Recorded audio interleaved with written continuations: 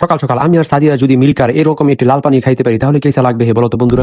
Video শুরু করনে কে আগে তোমাদেরকে আরেকটি কথা বলতে হবে, এই যে এত অল্প দিনের মধ্যে তোমরা আমাকে এত পরিমাণ ভালোবাসা দিতেছো, তোমাদের ঋণ কি আমি কোনোদিনও পরিশোধ করতে পারবো? গতকাল রাত্রে 9টার সময় সিএনজি দিয়ে আসার সময় এই ভাই আমার সাথে সিএনজির মধ্যে বসতা হে, আর একটু পরে বলতা হে ভাই আপনি কি উর্দু ব্লগার? এত অল্প সময়ের মধ্যে আবার এই রাতের মধ্যে কিভাবে আমাকে সে চিন্তা হবে, আমার খুশিতে মনটা পুরাই ভইরা যাতা হে। যাই হোক, তারপরে গাড়ি থেকে নামতা হো, আবার ভাইটির সাথে একটু ছবি তুলে হাঁটি হাঁটি পপ করে আবার বাসায় চলে আসতা। বাসায় আইসে ফেয়ার অ্যান্ড লাভলি থেকে কিছুটা সুনু নিয়ে দাঁত ব্রাশ করে নিতে হবে, কেননা ফেয়ার অ্যান্ড লাভলি যেরকম ভাবে মুখের উজ্জ্বলতা বাড়ায় এরকম ভাবে দাঁতের উজ্জ্বলতা বাড়াতা হে। দাঁত ব্রাশ শেষ হলে রুমে চলে আতা হো, আবার মশা যেন আমার আক্রমণ থেকে বাঁচতে পারে এজন্য একটি মশারির খাসা টাঙ্গায় লইতে হো। এক ঘুমে ফজরের আজান দিয়া লাইতে হো, আবার ফজরের সময় উঠে তাড়াতাড়ি করে জুম্মার নামাজটা পইরা লেতা হো।